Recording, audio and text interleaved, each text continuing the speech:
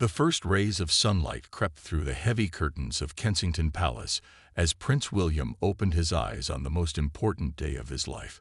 He had barely slept 3 hours, but felt strangely alert and ready. Today he would become King William V of England, and everything would change forever. William sat up slowly in his bed and looked around the room that had been his private sanctuary for so many years. The walls held family photos showing happy moments with Kate and their 3 children. There were pictures from their wedding day 12 years ago, when they were just young people in love. Now they were about to become the King and Queen of England. Kate was already awake beside him. She had been quietly watching the sunrise paint golden streaks across the London sky. Her long brown hair fell softly around her shoulders, and she wore a simple white nightgown. Even in the early morning light, without any makeup, she looked beautiful and calm. William knew she was probably feeling nervous inside, but she never let it show. They could hear sounds from downstairs, where palace staff were already busy preparing for the biggest royal event in 70 years. Footsteps echoed in the hallways as servants carried fresh flowers and polished silver. The smell of breakfast cooking drifted up from the kitchens, but neither William nor Kate felt very hungry. William got out of bed and walked to the large window that looked out over the palace gardens. Even at 6 in the morning, he could see people gathering on the streets. Some had been camping out all night just to get a good spot to watch the golden carriage pass by later. Union Jack flags hung from every lamppost and building as far as he could see. Kate joined him at the window and slipped her hand into his. They stood together in comfortable silence, watching their kingdom wake up for Coronation Day. Neither of them spoke, but they both understood how big this moment was. William thought about his father, King Charles, who had died peacefully 6 months ago after a short illness. Charles had been king for only 2 years after waiting his whole life for the crown. The bedroom door opened quietly, and their 3 children tiptoed inside, still wearing their pajamas. 10-year-old Prince George looked serious and grown up, even with his messy morning hair. Princess Charlotte, who was 8 years old, carried her favorite stuffed rabbit and rubbed her sleepy eyes.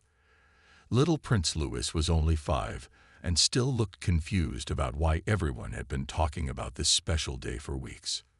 Louis climbed onto the big bed and bounced a little bit, making his parents smile for the first time that morning. Charlotte sat down more carefully, and George stood near the window looking out at all the people in the streets below. He was old enough to understand that after today everything would be different for their family. William sat down on the bed and pulled all 3 children close to him. Kate sat beside them, and they had a quiet family moment together before the chaos of the day would begin. William told his children how proud he was of them and how important they were going to be today. He explained that many people around the world would be watching them, and that they needed to be brave and remember their manners. Charlotte asked if it would hurt when they put the heavy crown on Daddy's head. Louis wanted to know if he could wave at all the people like he did from the palace balcony. George asked quietly if being king meant Daddy would have to work even more than he already did. Kate answered their questions with gentle patience, while William just held them tight. Soon, the royal dressers would arrive to help them get ready. Soon the cameras would be watching their every move. Soon, the whole world would be focused on this one family. But for now, in the quiet morning light, they were just a mother and father with their 3 children, getting ready for the biggest day of their lives. The crown jewels were waiting at Westminster Abbey. 2,000 guests were preparing to witness history. 2 billion people around the world would watch on television. The dawn of a new reign was beginning, and the Cambridge family was ready to make history together. 2 hours later, the palace was buzzing with activity as royal dressers and stylists arrived to help the family prepare for the coronation ceremony. Kate had already showered and was now sitting in her dressing room wearing a silk robe, while her hairstylist worked carefully on her elegant updo. She watched in the mirror as each strand was perfectly placed and secured with tiny diamond pins that sparkled like stars. Meanwhile, in the children's wing of the palace, Princess Charlotte was having her own special morning. Her dresser Maria had laid out a beautiful pale blue dress with delicate white flowers embroidered around the hem. Charlotte touched the soft fabric with wonder. She had never worn anything so fancy before except at her grandfather's funeral, which had been a much sadder occasion. Charlotte's long blonde hair was being styled into soft curls with a small tiara that had belonged to her great-grandmother, Queen Elizabeth. The little princess sat very still in her chair trying to be grown up, but her eyes kept darting toward the door. She was worried about her little brother Louis, who had been crying earlier when the strange men came to help him get dressed. Down the hallway in Prince Louis's room, there was indeed some drama happening. The 5-year-old prince was not happy about wearing his miniature military uniform with all its buttons and medals. The jacket felt stiff and uncomfortable, and the collar was too tight around his neck. Louis kept trying to pull at the gold-braided ropes that hung across his chest. His dresser, Mr. Henderson, was a patient man who had worked with royal children for 20 years, but even he was struggling to keep Louis still long enough to get him properly dressed. Louis kept asking why he couldn't just wear his normal clothes like when they went to church on Sundays. He didn't understand why this day had to be so different and complicated. Kate finished with her hair and makeup and hurried to Louis's room when she heard him getting upset. She knelt down in front of her youngest son and looked into his bright blue eyes that were starting to fill with tears. Kate spoke to him in her gentlest voice, explaining that today was very special because Daddy was going to become the King of England. She told Louis that kings and queens have worn special clothes for hundreds and hundreds of years, and that he was going to be part of something very important. Kate reached into her purse and pulled out a small toy soldier that Louis had been playing with the night before. She carefully tucked it into the secret pocket of his military jacket and told him it would keep him brave during the long ceremony. Louis stopped fidgeting and touched the pocket where his toy soldier was hidden. Kate kissed his forehead and promised him that if he was very good during the ceremony, they would have ice cream for dessert at the special lunch afterward. This made Louis smile for the first time that morning. Prince George was getting dressed in the room next door and having a much easier time. At 10 years old, he understood the importance of the day and was trying his best to act mature and responsible. His military uniform was similar to Louis's, but slightly more elaborate with extra medals and ribbons that showed his position as second in line to the throne. George looked at himself in the full-length mirror and tried to stand as straight and tall as his father always did during official events.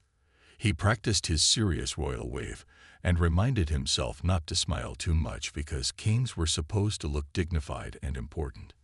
Kate visited each of her children one more time before going to get dressed herself. Charlotte was sitting perfectly still while her shoes were being put on. George was practicing his posture and looking very grown up. Louis was much calmer now that he had his toy soldier for comfort and was even letting Mr. Henderson adjust his collar without complaining. The morning sun was getting higher in the sky, and soon it would be time to leave for Westminster Abbey. Kate looked at her 3 beautiful children, all dressed up like little princes and princesses from a fairy tale. In just a few hours, the whole world would be watching them walk into that ancient church where kings and queens have been crowned for over 1,000 years. She took a deep breath and went to put on her own coronation dress, knowing that after today nothing would ever be quite the same for any of them. Westminster Abbey looked like a golden palace as Prince William stepped out of the royal car and onto the red carpet that led to the ancient church doors. Thousands of people lined the streets cheering and waving flags while cameras flashed like lightning all around him. William wore a magnificent red and gold military uniform with a long purple cape that flowed behind him as he walked. The Abbey bells were ringing so loudly that the sound echoed through all of London. William could feel his heart beating fast as he approached the massive wooden doors that had welcomed kings and queens for nearly 1,000 years. Today he would join that long line of monarchs who had walked through these same doors to receive their crowns. Inside the Abbey, 2,000 guests were seated in perfect rows facing the golden throne where William would soon sit. Prime ministers and presidents from around the world had come to witness this historic moment. The Archbishop of Canterbury stood waiting at the altar wearing flowing white robes and holding the ancient ceremony book that contained prayers older than any living person. Kate walked behind William, looking absolutely stunning in an ivory silk dress that sparkled with thousands of tiny crystals. Her own smaller crown sat perfectly on her carefully styled hair, catching the light from the huge chandeliers hanging from the abbey ceiling. She moved with grace and confidence, even though she knew millions of people around the world were watching her every step.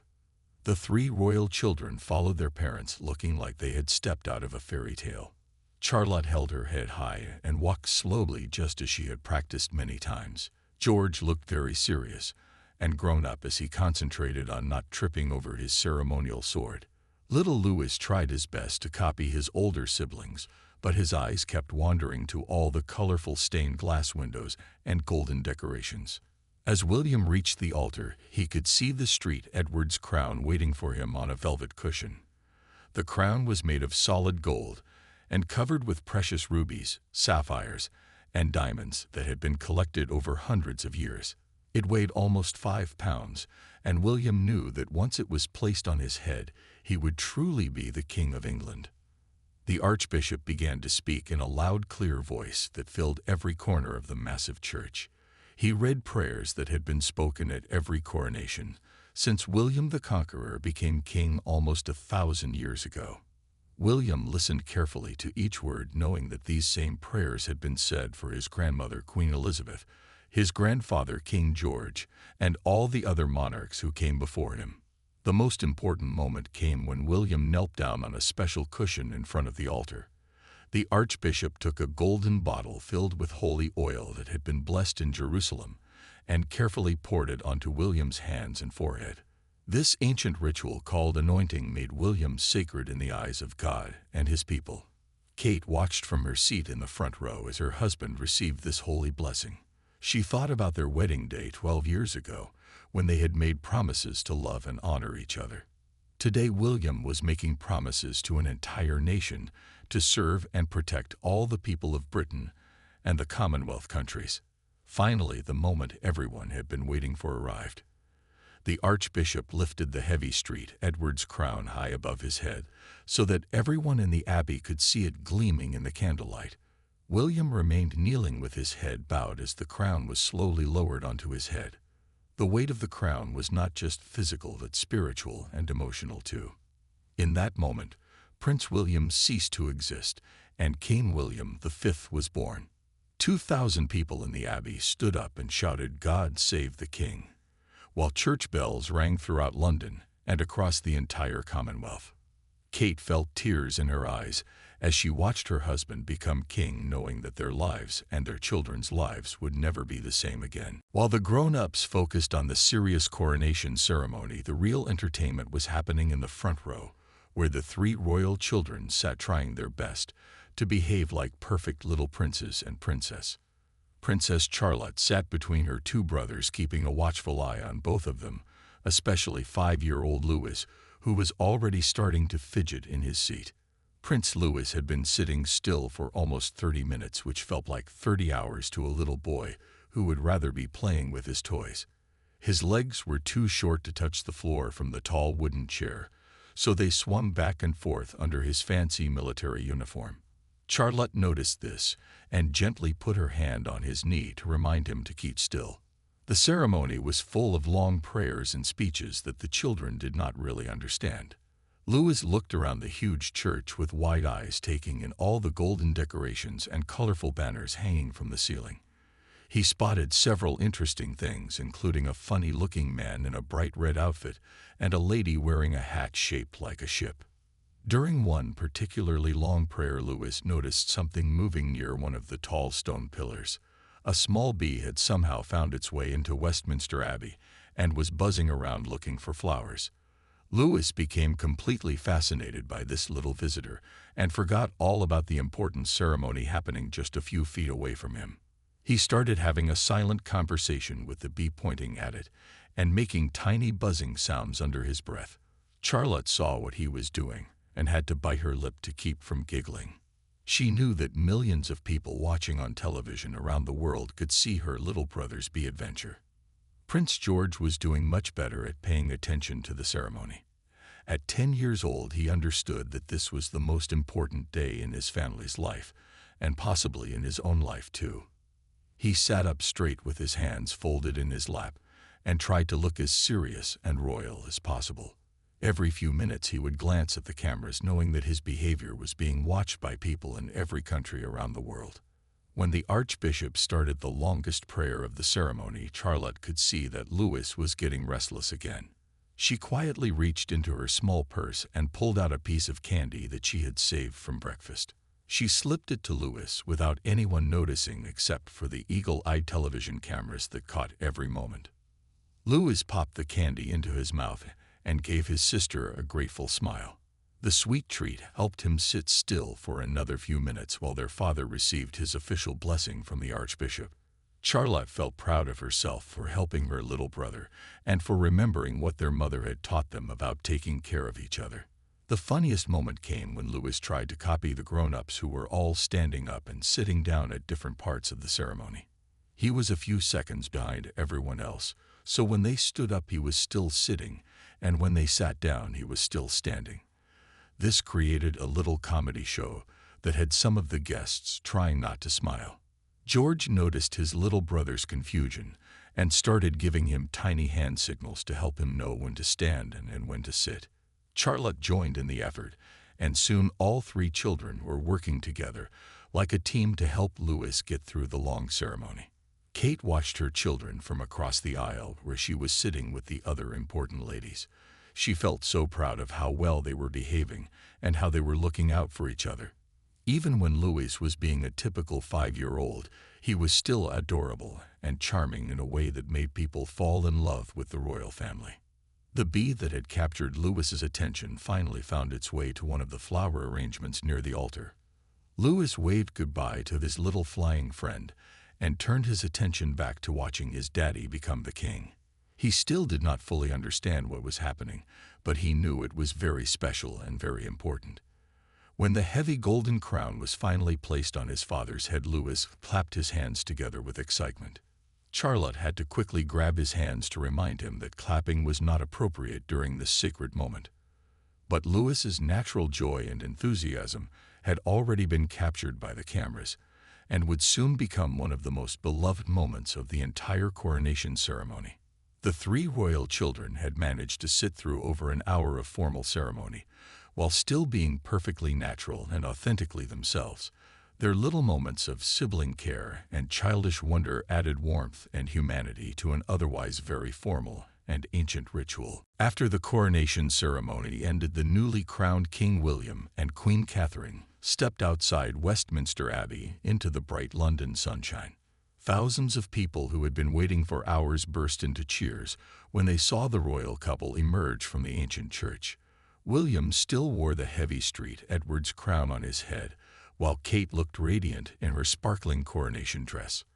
The famous gold state coach was waiting for them at the bottom of the Abbey steps.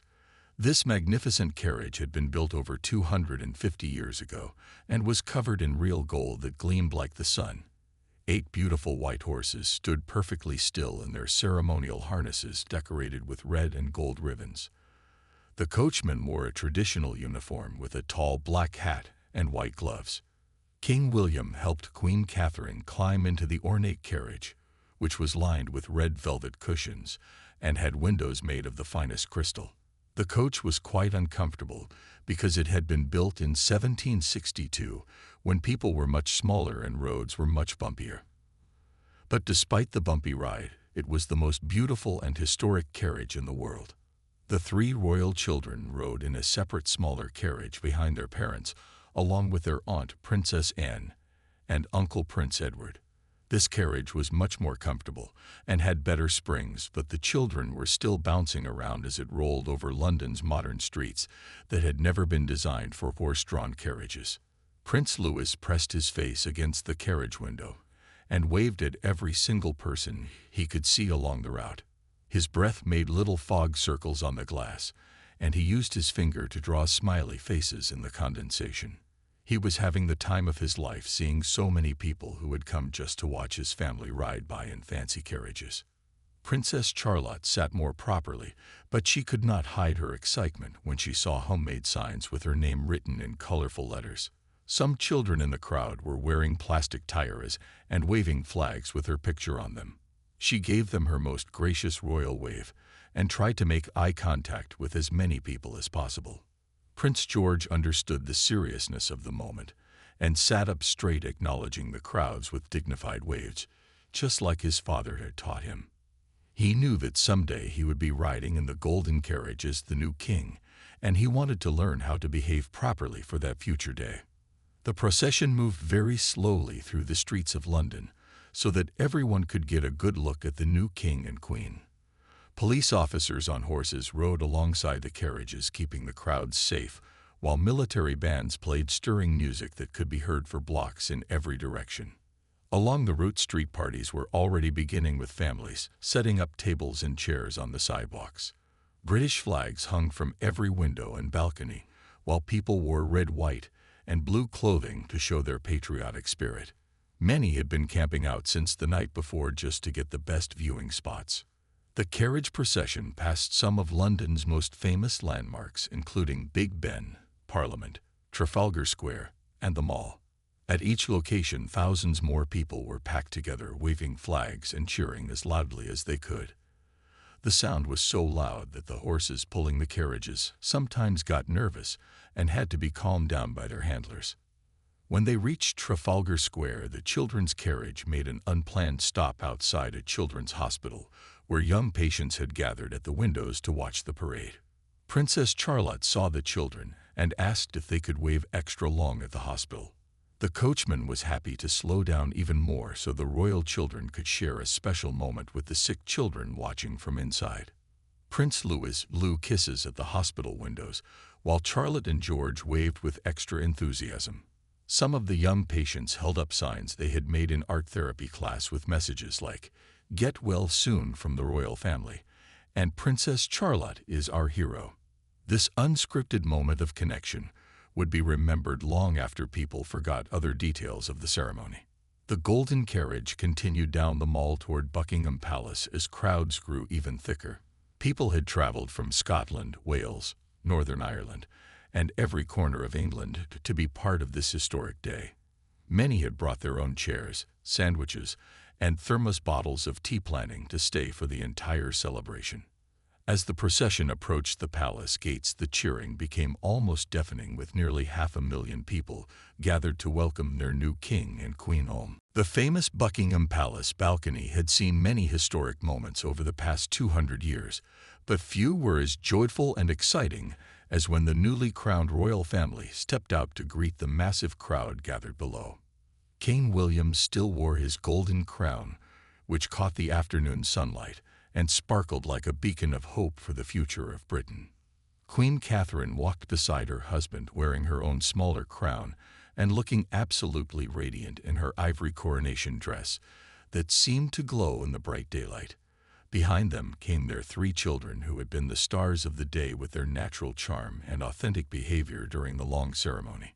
The moment the royal family appeared on the balcony, the crowd erupted in the loudest cheers anyone had ever heard at Buckingham Palace. Nearly 500,000 people stretched from the palace gates all the way down the Mall, creating a sea of red, white, and blue flags that moved like ocean waves in the gentle breeze. The noise was so incredible that it seemed to make the very ground shake beneath their feet. Prince Louis had never heard anything so loud in his entire life, and instinctively reached for his father's hand. King William looked down at his youngest son and gave him a reassuring smile, while still acknowledging the cheering crowds below. The traditional balcony appearance was supposed to last exactly 8 minutes, but it felt both like 8 seconds and 8 hours to the royal family. Queen Catherine waved gracefully to different sections of the crowd, making sure that people on both sides could see her clearly. She had practiced this wave thousands of times, but today it felt more meaningful than ever before. Princess Charlotte was amazed to see so many people wearing homemade t-shirts with her picture on them. Some little girls in the crowd were dressed exactly like her in pale blue dresses with flower tiaras, trying to copy her every movement. Charlotte felt a new sense of responsibility, knowing that so many children looked up to her as their princess. Prince George stood tall and serious beside his parents, understanding that this moment would be remembered forever. He waved with dignity and tried to make eye contact with as many people as possible in the crowd. At only 10 years old, he was already learning how to connect with the British people who would someday be his subjects when he became king. The most magical moment came when the Royal Air Force flew overhead in perfect formation, creating a spectacular air show just for the coronation celebration. Dozens of military aircraft thundered across the London sky, while the famous red arrows trailing red, white, and blue smoke in perfectly straight lines that painted the sky in patriotic colors. Prince Louis looked up at the airplanes with wonder and excitement, pointing at each one as it passed overhead. Princess Charlotte also forgot her royal composure for a moment and pointed enthusiastically at the incredible flying display above them. Even serious Prince George could not help but smile as he watched the magnificent aircraft perform their aerial ballet. The crowd below cheered even louder when they saw the children's genuine reactions to the flyover. This was exactly what people loved about the royal family. They were both majestic and completely human at the same time. The children's natural responses reminded everyone that despite all the ceremony and tradition, these were still just kids experiencing something amazing. King William felt a deep sense of gratitude as he looked out at all the people who had come to celebrate his coronation. Some had traveled hundreds of miles and spent their life savings just to be part of this historic day. Others had been camping on the streets for days waiting for this moment. Their dedication and love for the royal family was overwhelming. Queen Catherine noticed elderly people in the crowd who had probably witnessed Queen Elizabeth's coronation 70 years earlier. She saw young families with babies who were experiencing their first royal celebration. There were people of every age and background united in their support for the monarchy and their hopes for the future. As the 8-minute balcony appearance came to an end, Prince Louis gave one final enthusiastic wave that would become the defining image of the entire coronation day. His innocent joy and excitement captured exactly how the British people felt about their new royal family. It was a wave full of promise and happiness that seemed to say everything would be wonderful in the years ahead. The royal family waved goodbye to the crowd and stepped back inside the palace, but the cheering continued for another 10 minutes. People did not want this magical moment to end, and many stayed in front of the palace for hours afterward, hoping to catch another glimpse of their beloved new king and queen. The balcony appearance had been perfect in every way, showing the world that the British royal family was ready to lead with both dignity and warmth into a bright new future. Behind the closed doors of Buckingham Palace, away from all the cameras and crowds, the royal family finally had a chance to breathe and relax after the most important day of their lives.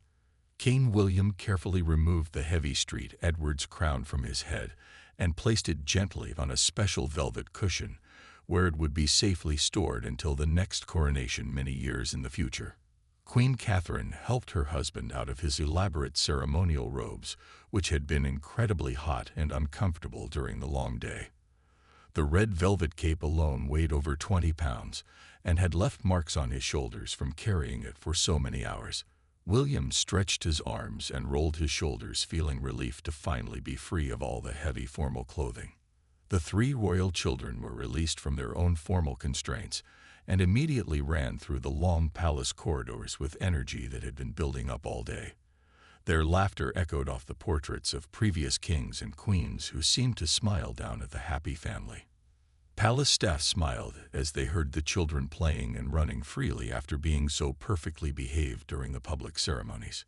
Prince Louis was the most excited of all, running from room to room, exploring parts of the palace he had never seen before. He slid across the polished marble floors in his stocking feet and spun around in circles until he got dizzy and fell down giggling.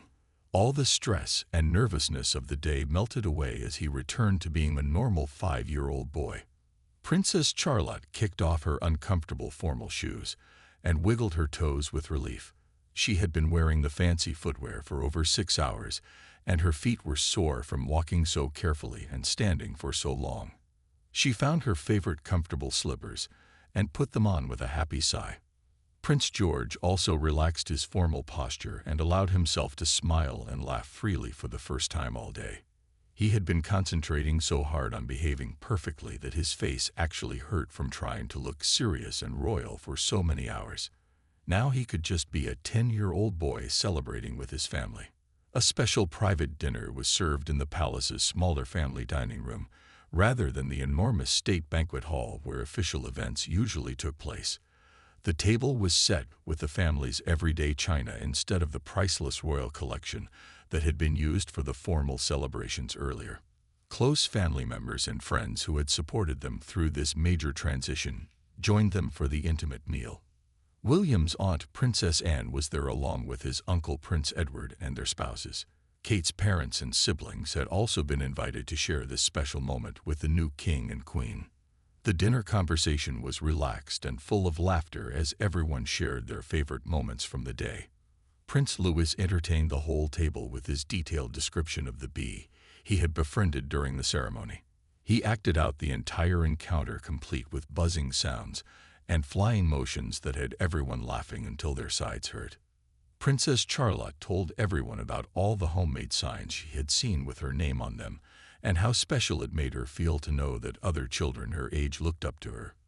She was already thinking about ways she could use her new position to help other kids who might be sick or in need of support. Prince George quietly shared with his father how proud he was to be part of such an important family tradition. His mature words brought tears to King William's eyes as he realized how much his eldest son had grown up in just one day. George was already showing the wisdom and sense of duty that would serve him well when his own time came to wear the crown. The evening concluded with the family gathering in the palace's private sitting room to watch news coverage of their own coronation day. It was strange and wonderful to see themselves on television and to hear commentators praising their performance and the children's natural charm. They were amazed at how different the experience looked from the outside compared to how it had felt from within. The television coverage showed them looking calm and confident, while inside they had all been feeling nervous butterflies and trying their best not to make any mistakes. Queen Catherine personally tucked each child into bed that night, spending extra time with each one to make sure they felt loved and secure after such an overwhelming day. She read Prince Louis an extra bedtime story and sang Princess Charlotte a lullaby. She had a longer conversation with Prince George about his new responsibilities as the heir to the throne. As Kate turned off the lights in each child's bedroom, she realized that tomorrow they would wake up as the children of a king and queen, but tonight they were simply her babies who had been incredibly brave and wonderful during a very long and important day. Television networks around the entire world had been preparing for months to broadcast the coronation of King William and Queen Catherine to the biggest global audience in television history. Over 2 billion people in every country and every time zone watched the ceremony live, making it one of the most viewed events of all time. In America, families gathered around their television sets at 5 in the morning to watch the ceremony live from London. Coffee shops and restaurants opened early to host viewing parties where people could watch together and share in the excitement. Many American viewers felt a special connection to the royal family because of Kate's down-to-earth personality and the children's natural charm. Across Europe, millions of people watched from their homes, pubs, and community centers. In France, cafes stayed open all night so people could watch the historic ceremony over breakfast and coffee.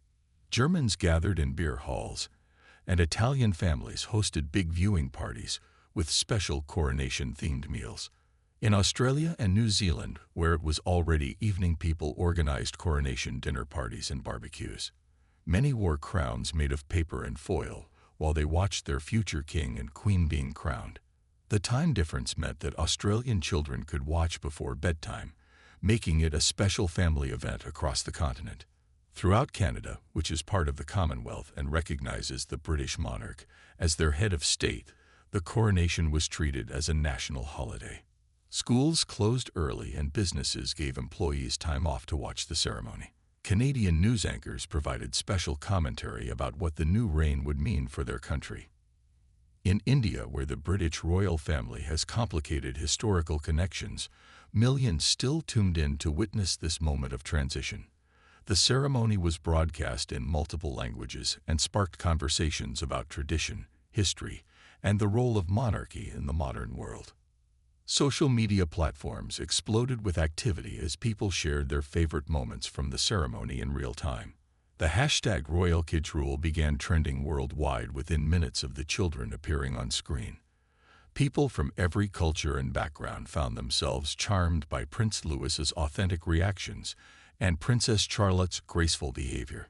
Twitter and Instagram were flooded with memes and screenshots, especially featuring Prince Louis's encounter with the bee during the ceremony. His innocent wave from the palace balcony was shared millions of times and became an instant symbol of joy and hope for the future.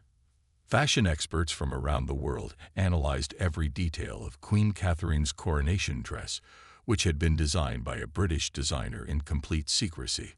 The elegant ivory gown, with its intricate beadwork and meaningful details, immediately became one of the most copied dresses in fashion history. Royal commentators provided endless analysis of every moment from the ceremony, praising King William's composure and evident emotion during the most sacred parts of the service.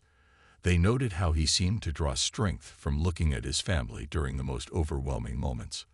International newspapers had prepared special editions with headlines in dozens of languages announcing the dawn of a new reign. "Long Live the King" appeared in English, Spanish, French, German, Arabic, Chinese, and hundreds of other languages as the world celebrated together. The children's natural behavior during the ceremony won hearts across every continent. Parenting blogs and websites praised King William and Queen Catherine for raising such well-behaved but authentically childlike royal children.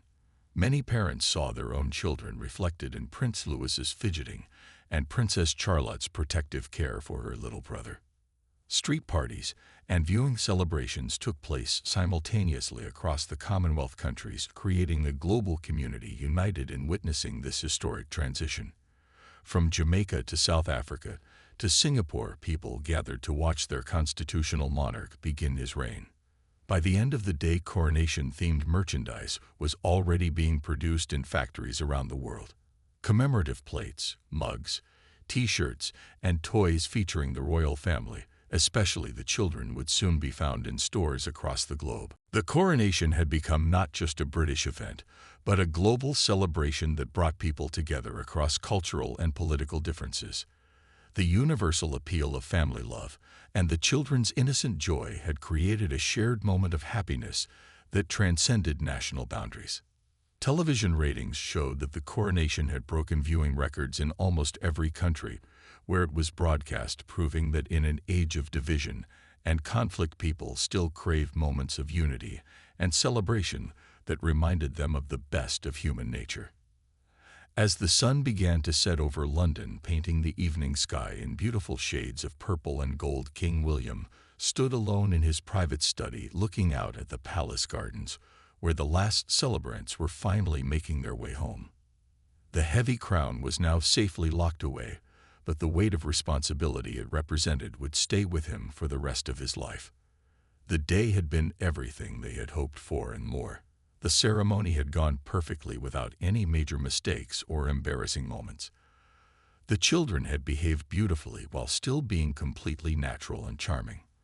The weather had been ideal, and the crowds had been enthusiastic and joyful throughout the entire celebration.